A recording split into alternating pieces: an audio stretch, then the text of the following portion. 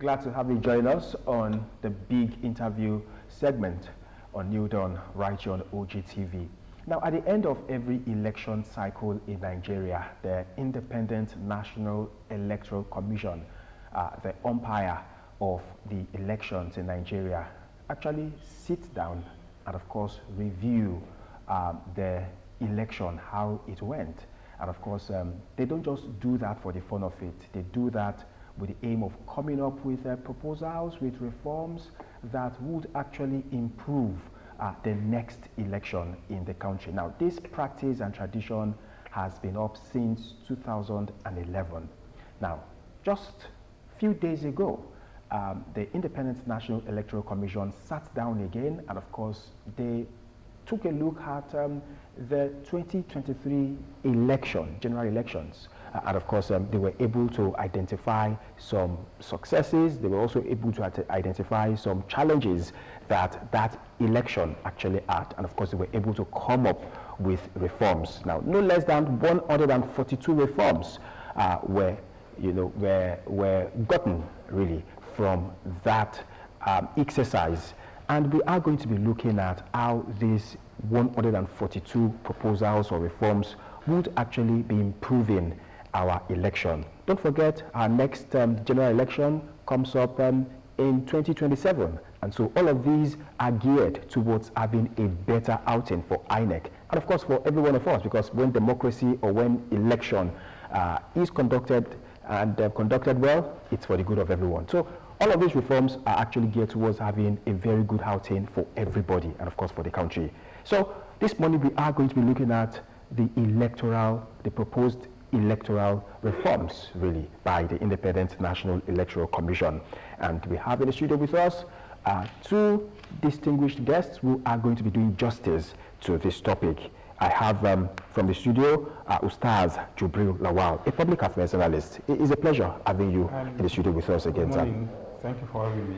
Good morning, sir. Good morning to you, sir. And of course, to complete the team, we have Dr. MUTIU AGBOKE. He is a resident electoral commissioner in OSUN State. It's a pleasure having you join us. Of course, he's joining us via Zoom. It's a pleasure having you on the program today, sir. Very well, anytime, any day. Good morning. Good morning, sir. And of course, I have my colleague in the studio, Simiat. Together, we are going to be looking at this. All right, thank you so much. Yes, Simiat, good morning. Thank you so much, Rek, for joining us on the program today. Let's start with you, and definitely we're looking at the reforms, electoral reforms, the proposed ones. 142 is a lot when it comes to this reforms that we are talking about. I want you to tell us a little bit about how you arrived at those 142. Who are the critical stakeholders that came together to make this 142 proposal at the end of the day? Yes, Sylvia, thank you for having me. First, let me make a preliminary remark on your earlier program. One of your anchors was surprised that somebody was jailed for stealing a fowl. And she was expressly surprised that, because of fowl, how can you convict? The judge was being interrogated, investigated. She's not getting into, you cannot investigate a judge for giving a judgment. A crime is a crime. And when you steal, it's a criminal offense, regardless of the quantum of what you have stolen. So that is, by the way, education on that. Now, Simia, you're asking me how we arrive at these 142 recommendations. You see, each time elections were conducted, what we used to do, and which we are still doing, is that we bring all the stakeholders together. And when I say stakeholders, I talk about the political parties, media, civil society organizations, security, and ourselves. We sit down together, we look inward, we look outside, we evaluate what exactly we have done. Then the area of inadequacy, the area of excesses, we harmonize them together.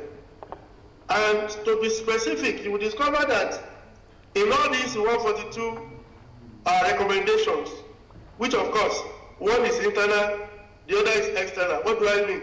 Internal one is, there are some of them that borders on INEC itself.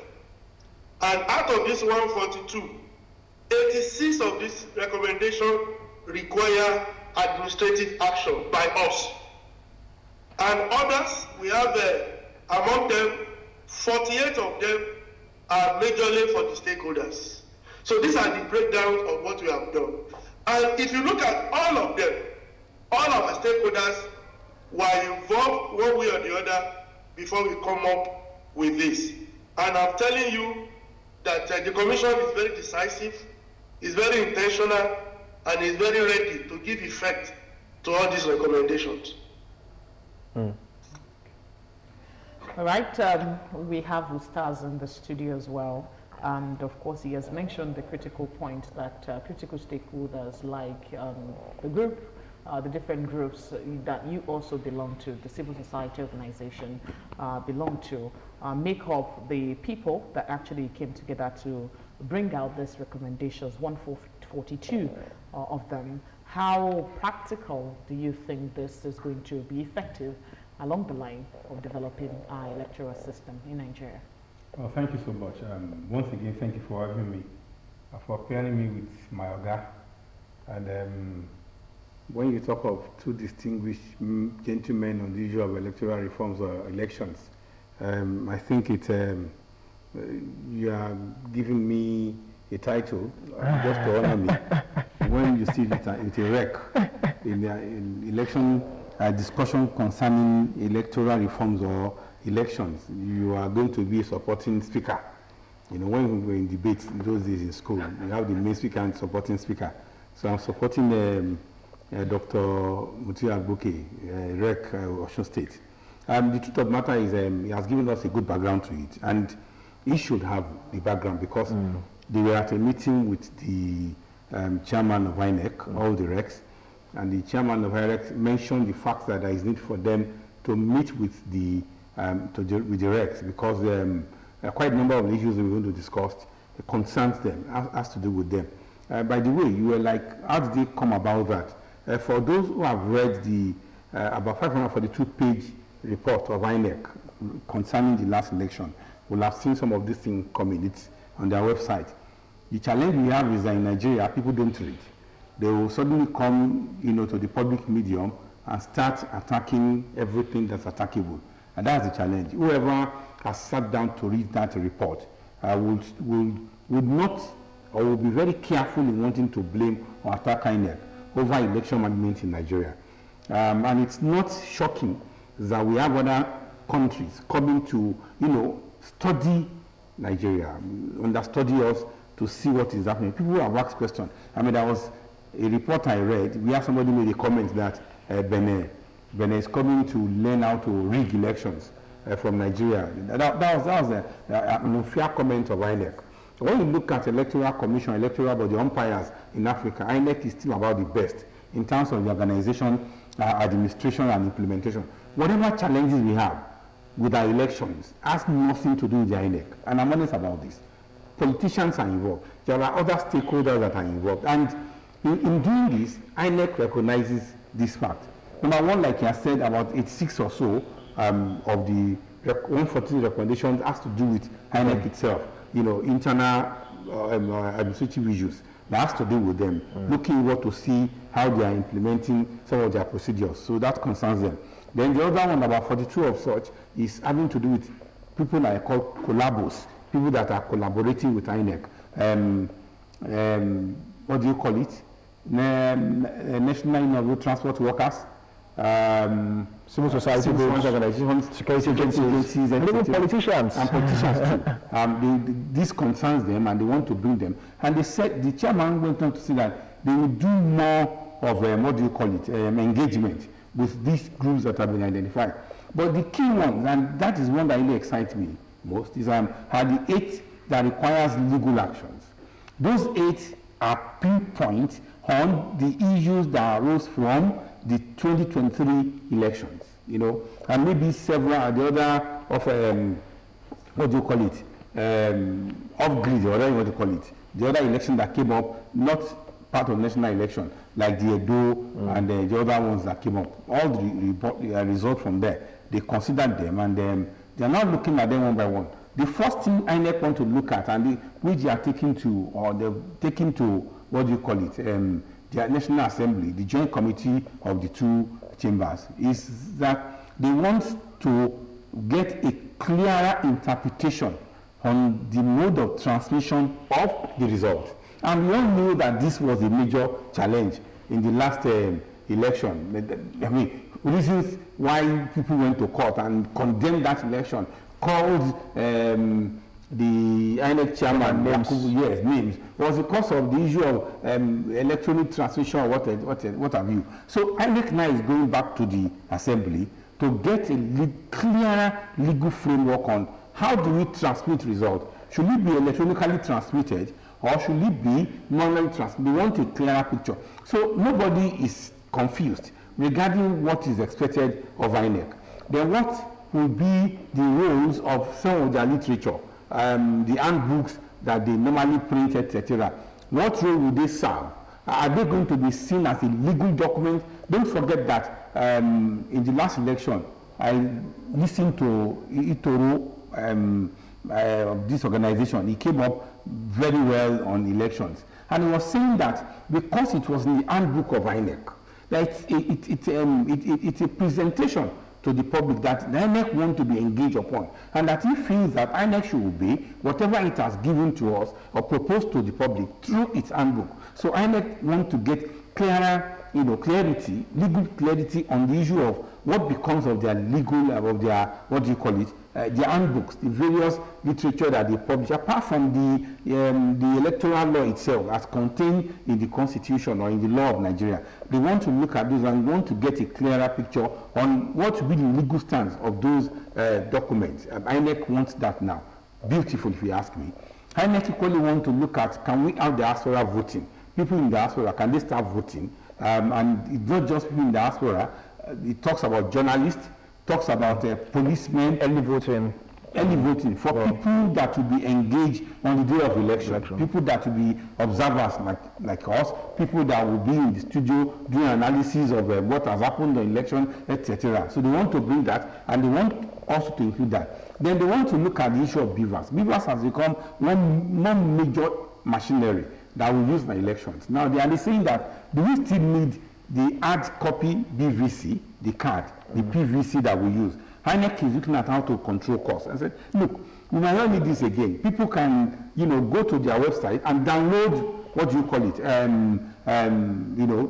voter's card or whatever it is, that will enable them to vote. And I think NIMC is doing this also. If you want your ID card now from NIMC, they don't give you card any longer. You just go to their website and you download your ID, print it out, then you can now convert to whatever form you want, whether you want to laminate it or you want to turn it to plastic, whatever. So they are equally considering that they want to look at that, so that they want to save cost. Then they equally want to look at how to integrate a lot of the databases that we have, NIMC and other ones, into their own database, so that when it comes to issue of a continuous voters registration or voters registration management, they want to be on top of it. These are very beautiful proposals that they are taking to the, to the House of Assembly, for them to take a second look at the laws guiding elections. And to me, those are the reforms that Nigerians are really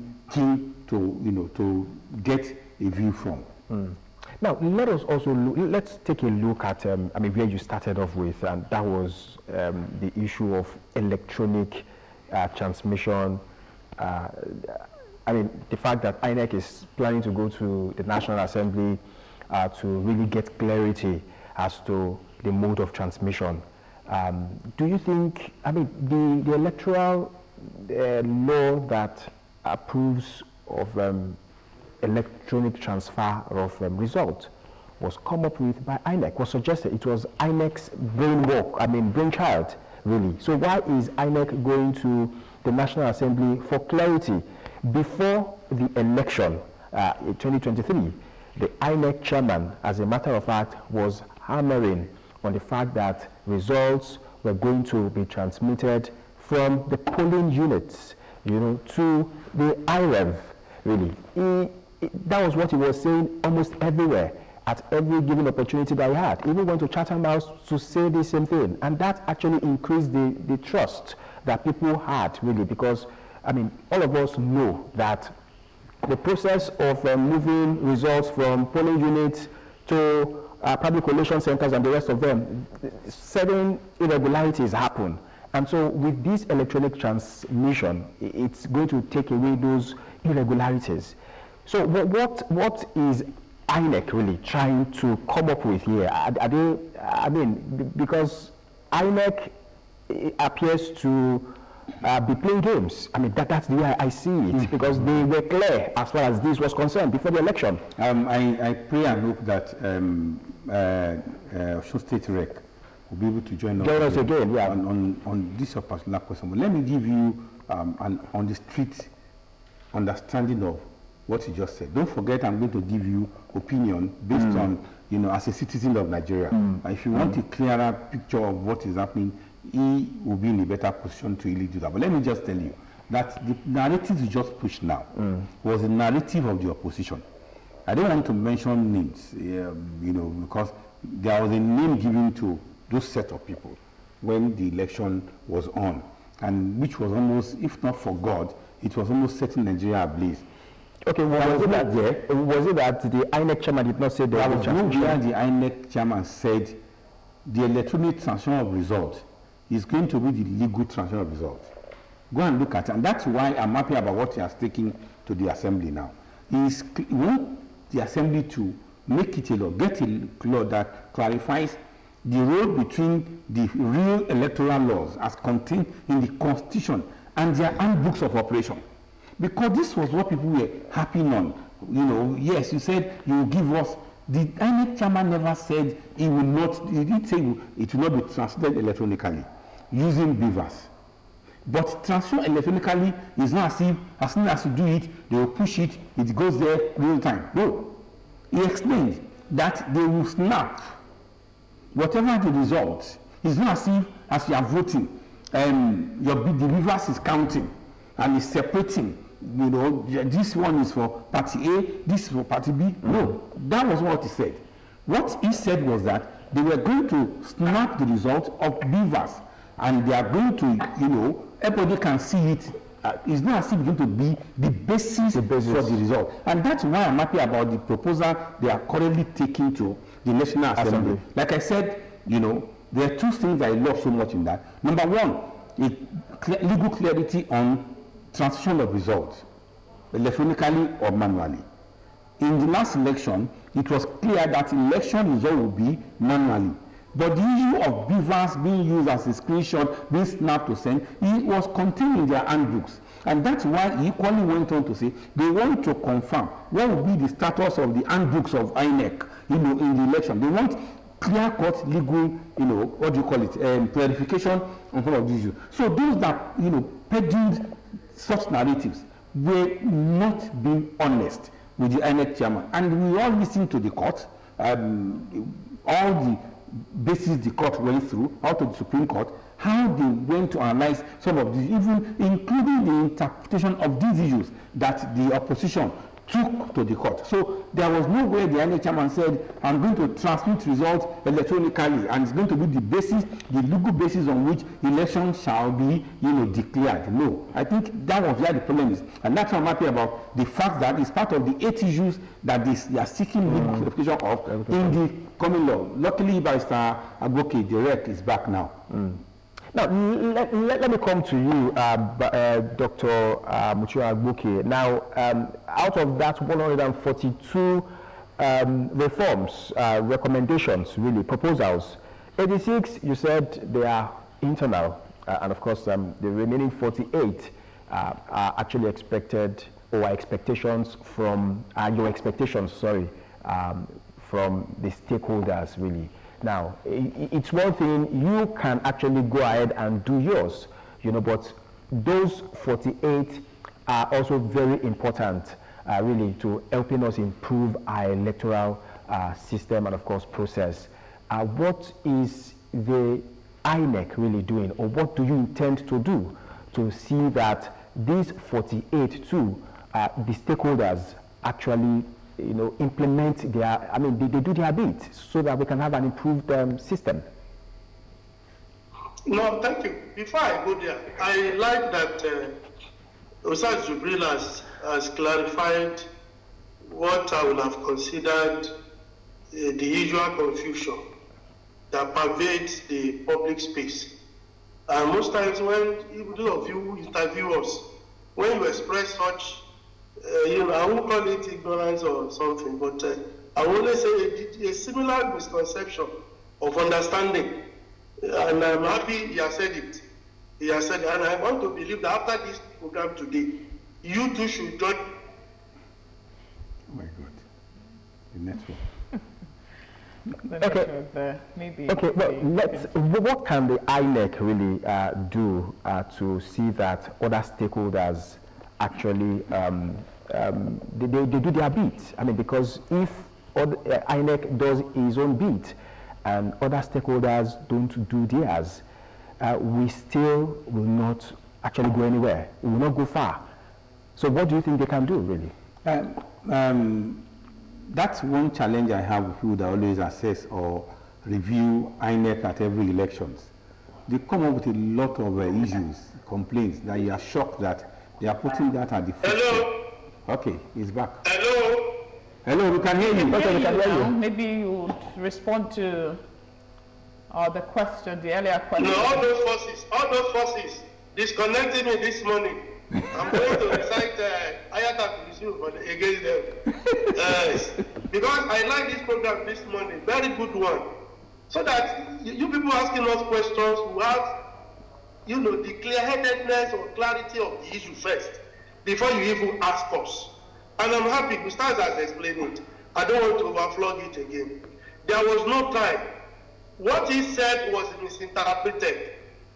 The IREF, you people want it to be who he called, the name he managed, to call them, which of course most people belong to, that we all know. But that is not the issue. That platform is not a collation platform. People want it to be a collation platform. It is not. And again, you are asking, and that choice of word, I take serious objection to it. That what is INEC being sincere or something? No, that is not. When you say that, you have drawn your conclusion already, because we are trying to analyze. INEC came out with this thing. You didn't push us to come out with all this recommendation and what we need to do. Is to tell you that we are ready. We also see what people are complaining about. Why you are surprised? Why is INEC coming up? Because that was your question. Then were we not the one that came up with the process of the handbook and the likes? What we are trying to do, having regard to all the evaluations we have done, and having regard to the current situation of our operation, what we do now is that we manage our results both manually and electronically. And for your information, let me educate you. From the polling unit, the result is uploaded to the IREF, not for you to collate, for you to view it from the polling unit. That at Ogtv polling unit, Simeon and JUBRIL were the one that contested, and Simeon defeated JUBRIL 100 against 50. Simeon was declared the winner. For you to view it, that understanding you must have it. That is what IREF is for. Now from that level, you now go to the collation level. At RA level, the one you call what? Collation is manual, it's not electronic. Collation is manual, and you cannot have total result of election unless the collation is concluded. That's at RA level. At local government level, collation is not electronic. Collation is also manual. When you don't come to the state, for example, for governorship election, collation is manual. That is why you see people on television, the collation officer and the electoral officer coming to present the result manually. Now, we now have a situation where we are merging the upload of results into the INEC plus the collection manually. INEC is now saying, National Assembly, which one do we adopt? Do you want us to collect all rounder by electronic? Or we remove the INEC, there is no electronic management of results? That is a proposal or recommendation to the National Assembly. So don't be confused. Be properly educated about this. Now, to your specific issue of stakeholders. One of the stakeholders that we need to collaborate with for this 40th recommendation, the first one is security agencies. We have identified the role of security in our election. As INEC is planning, as we are collecting budget, they too collect budget. Even with the budget they are collecting, INEC is still making arrangements for them in our own little budget. We provide for their feeding on election day, and that's why we make provision for them. Even at that, security men are still complaining.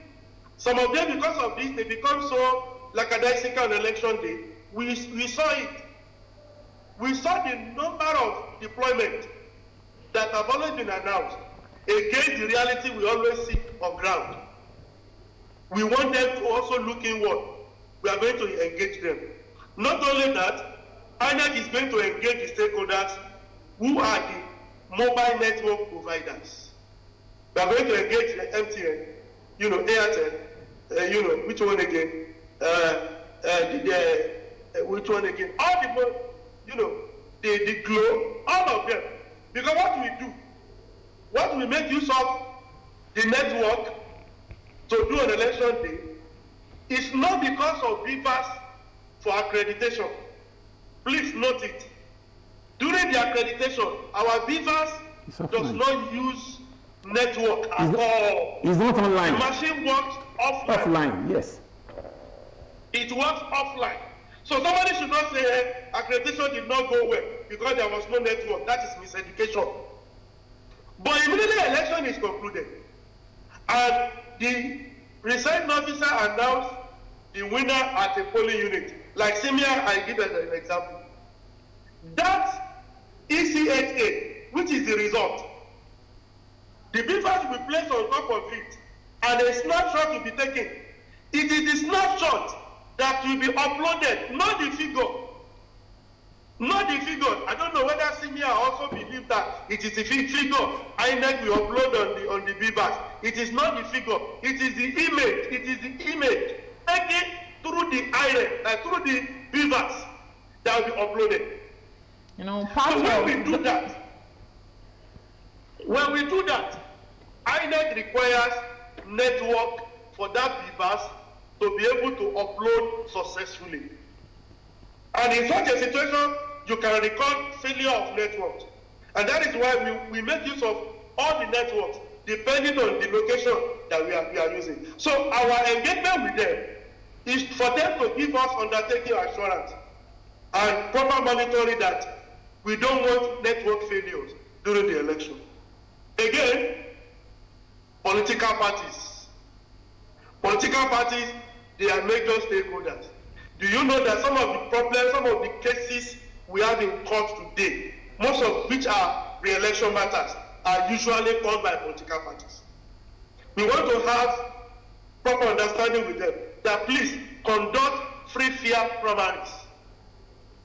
Don't impose candidates. So that INEC will have less cases to fight before the election proper. Let's have understanding. Work with our regulation. Once we say this is what we want you to do, if you are out, you are out. You will not be allowed in. So this engagement is also important. We are going to engage them. USTAZ mentioned it the other time.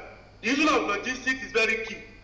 We have subsisting memorandum of understanding with National Union of Road Transport Workers, with NAUN, the marine workers, and also NATO.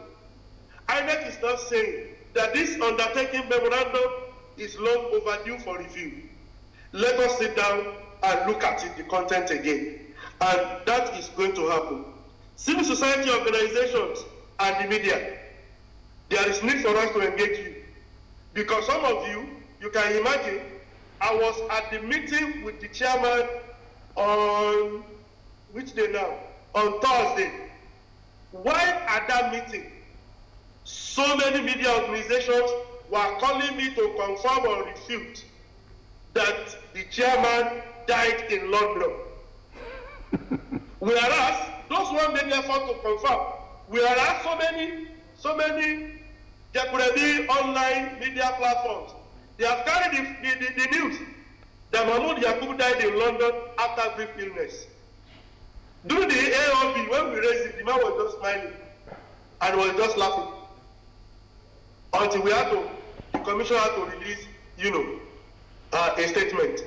We need to engage you to be able to have a modality for fact-checking. When you hear anything from INEC, you should be able to fact-check it. Some of you, except for a few of you, they will tarry until the news or the report has been carried by a reputable media platform. You don't carry it. No, we don't want that. We want to, if anything happens, have a medium of fact-checking with us. For example, if you can't get Oyekomi in Abuja, you should be able to have access to reps at various states or their PRO. Those are the things INEC is planning to do. For civil society organizations, there are CSOs and there are CSOs. Some CSOs are extension of political platforms. We know them. We have identified them. All right. In fact, there is one old man. This old man, there is no election you will conduct in Nigeria that you will not see him. Local government, you will be there. In fact, do community development election, you will be there as observer. Those people, we need to fish them out. We know those who are objective. We know those who are dispassionate. We know those who are doing the work of CSO. These are the engagements that we need to do, and we are going to do them. We are going to engage the stakeholders, because without the stakeholders, there cannot be credible election. All right, Dr. MUTIU AGBOKE, thank you for the clarity of information there. But of course, some Nigerians are also saying that it's also part of the failure on the part of INEC not to be consistent, be repeatedly dishing out the necessary information before the 2023 election. That was why it was easy for people to manipulate the information about the chairman's position on. No, Senior, no, I don't agree with you. If you fail to understand if you fail to understand simple English, how can you say it's a failure? Well, maybe because let me talk about sensitization now. That mindset is the narrative that they have thrown into the public. Let me read what the INEC chairman himself really said. One of his speeches. After the process is completed at the polling unit, the image of the polling unit results will be taken by the beavers and uploaded into what we call the INEC results viewing portal, where citizens can see polling unit level results as the processes are completed at the polling unit level. Now, as they are finishing it, that is how we'll be seeing it. So it means that before 6 o'clock at most of that particular day where elections are held, let me come in. We have the results there. Let me come in. No. He doesn't understand what he's reading. Let him finish. No. I take an exception. I take an exception to that. I take an exception to that, sir. I take an exception to that, sir. I take an exception to that. This is simple English here. No. The results are uploaded almost immediately. But of course, when I never talked about result collation online. I was talking about viewing the results from different places. Wherever you are able to view it before 6 o'clock at most that particular day, when the election is expected to have been concluded at the polling level. But as at even almost 24 hours after election on Saturday, after election, most of these results from these polling units were not on IREV. Let me attend to that. That's the complaint. No, let me attend to you. Let me attend to that. I was an observer in that election. Okay. So, let me attend to that. I was an observer in that election. I was an analyst, even in this your studio, and several other stations in that election. The truth of the matter was that all the blames that we are heaping on INEC were never known of INEC. I'll tell you what happened. In my station, my polling unit, I went there. I was actually not blaming INEC. Yes. It's just to get clarity. The issue of, okay, why are you going there?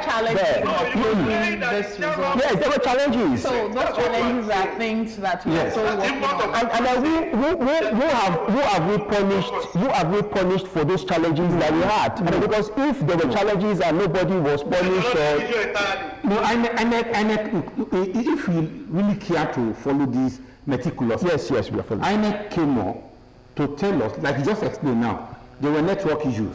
Okay. This will not be in their hand. I was about to explain that in my own polling unit, the election was snapped and was transmitted, and I saw it that same evening.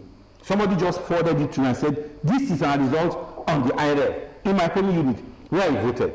So it is not 100% all over. Yes, it was not. There were places where, because of Nigeria, you know our nature. In fact, this one that INEC has taken to the assembly, I'm expecting a very hot debate from our people from the north regarding the availability of network in their community. Don't forget, INEC wanted online election management. But the assembly said because of some areas and community in the north where there was no network, no mass, nothing, they did not approve that. Don't let us forget that. That was INEC now to us, okay, we will see what we can do to ensure that the result is uploaded through the review platform you just mentioned. That's one. Now, why did INEC have to go back to the assembly? That's your question, for clarity. Because the electoral law did not say the election result should be transmitted electronically.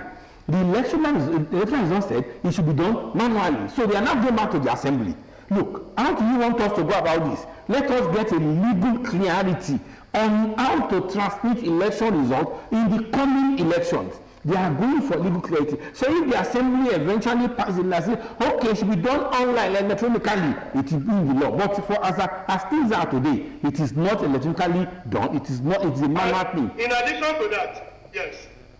In addition to that, USTAZ, the concern about what happened on the presidential election day, vis-a-vis, later in the day, people could not have access, even to view. Yes, you have managed to explain it. But I would love that the two of them should go to the INEC website. They should go and read the explanation of the commission on exactly what happened about the glitch that we experienced. Once you read this, you don't need, on your own, as a journalist, you will form a better opinion. Doctor, this is actually not really a matter that we want to. We're talking about the new reforms now, which of course we want to prevent some of the things that happened in the 2023 elections. And majority of people would say that it's basically because of the perception of Nigerians when it comes to election matters. That's what is feeling. That was what fueled the kind of reactions you get from the citizens during that election and post that the 2023 election. And of course, you would also be looking directly at that particular reality come 2027, which is why we are having the discussion now, so that we can prevent. And that is why, Sylvia, you're supposed to kill a cow for INEC, for summoning the courage to come out and say we need to face this together. And that is to tell you that that's why we are engaging you. We are not really condemning you. So why do you engage us? It's just clarity, information, from the point of view of proper information, please.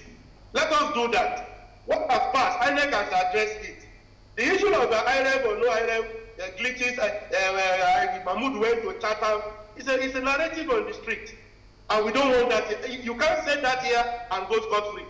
So that is very important. Let me come in. We mean business.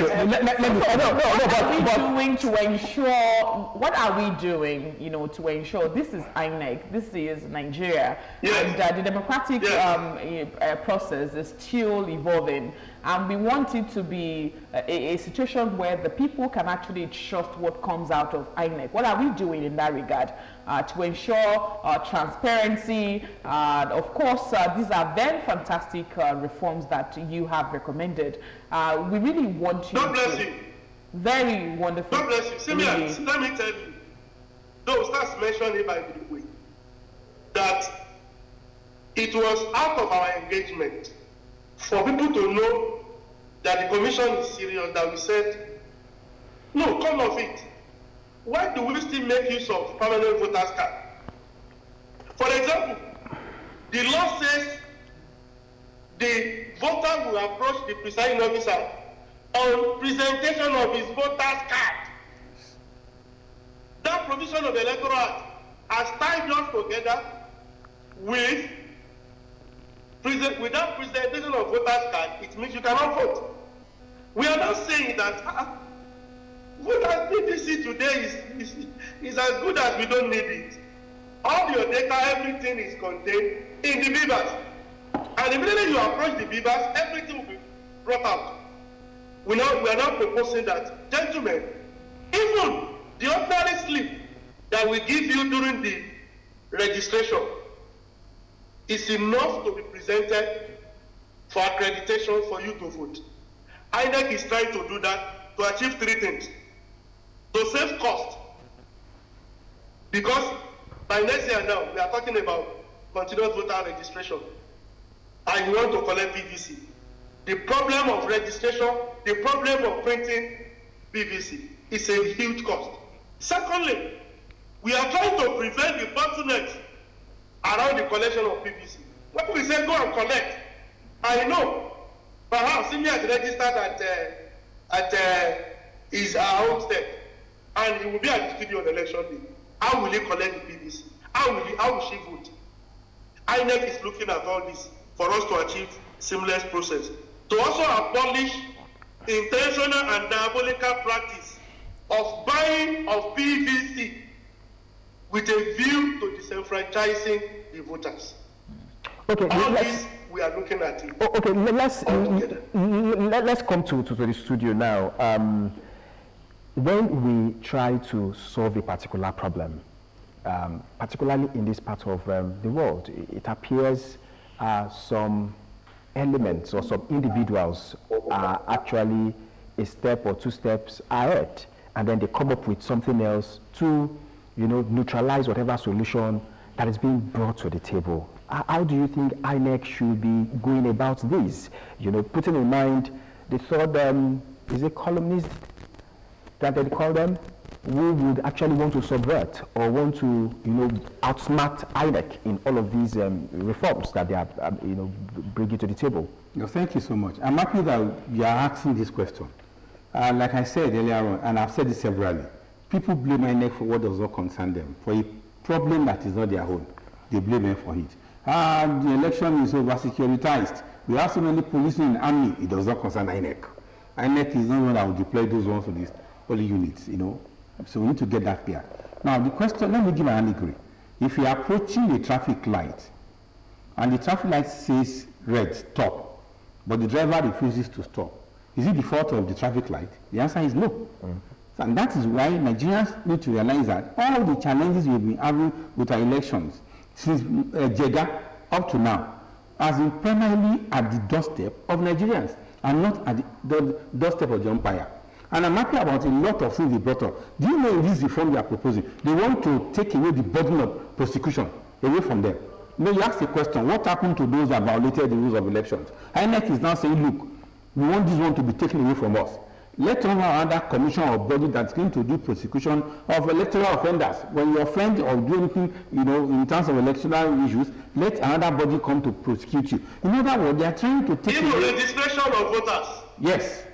They are even looking at that as well. So they are doing a lot of reforms that is showing that, look, we want to be on top of the table. We want people to see us. So Nigerians need to come up. And most of the narratives we have on the street, maybe that's why I understand the rec from Osun State. In fact, if you speak to any rec in Nigeria today, they are going to be as passionate as he is.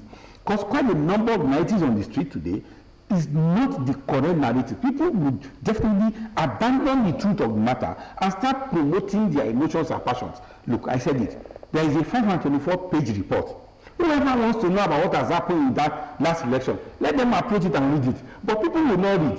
I have, done a browsing of some of the reports. It's online. You can download it and read some of these things. So what I'm saying in essence is, when issues happen, before we blame the electoral body, can we look at other people that are involved, the electoral parties, party agents, a lot of those things. And the issue of this snapping of results at a polling unit. Let me tell you one thing. If I see the result at any polling unit and I want to change the figure, there is a software I can use to change the figure, and you will not know it has been tampered with. I know what I'm talking about. There is somebody in Abeokuta here that Dr. Chapon, he will sit down, do doctor it, and you will never know that it has changed. The signature, everything remains the same, but the figures have been altered. It's in Abeokuta. Go to Chapon, you will see the person there. So what I'm saying in essence is, some of these we are holding as, foolproof evidences against election or to prove that. Because of our time, let's take a reaction from Dr. MUTIU AGBOKE, maybe in 30 seconds before we wrap up the program. No, it's a continuous conversation. We have not finished. We'll stop here and take it another time. Your producer, I will tell him, it's a continuous conversation. We must continue to have it frankly. Don't worry, when I'm around, we call USTAZ, the two of us will be there. If we have to tear the two of you apart, we don't want to. But I want to appreciate you for what you have done this morning. The Nigerian project is for all of us. Exactly. Media is a very veritable platform, stakeholder for us to achieve it together. So I want to appreciate you. However, when we are discussing like this, always let us incorporate political parties into our discussions.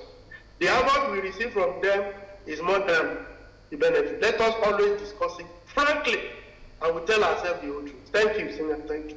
Thank you. Dominic? Yes, we have to go. We must thank you so much for your time with us, for doing justice to this topic. Of course, it's a continuous conversation. We cannot, in fact, we've not exhausted it, and then we'll continue to talk about it. We've been speaking with Dr. MUTIU AGBOKE, who is the resident electoral commissioner, of course, in Osun State. Thank you for your time with us this morning. And of course, USTAZ JUBRIL LAWAL, a public affairs analyst. We appreciate you for coming to the studios. Thank you for having me. That's the size of the program. New Dawn for today. I am Dominic Adbea. Simiat. And I am Simiat Abaru. Thank you for watching.